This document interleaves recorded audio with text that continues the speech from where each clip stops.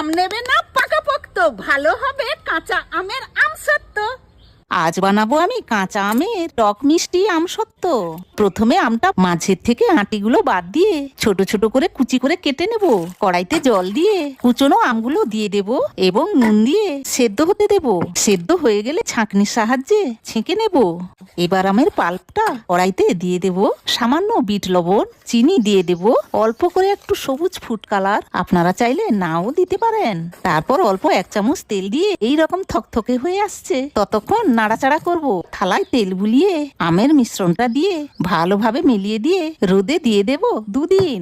তারপর 2 দিন পরে ছুরির সাহায্যে কেটে গোল গোল করে মুড়ে সেই ছোট্টবেলার আমসত্ত্বর মজা নিন ঘরেই বসে। পাকা আমের আমসত্ত্ব তো সবাই খেয়েছো, কাঁচা আমের আমসত্ত্ব কি খেয়েছো? খাওনি তো? দারুণ! আম নেবে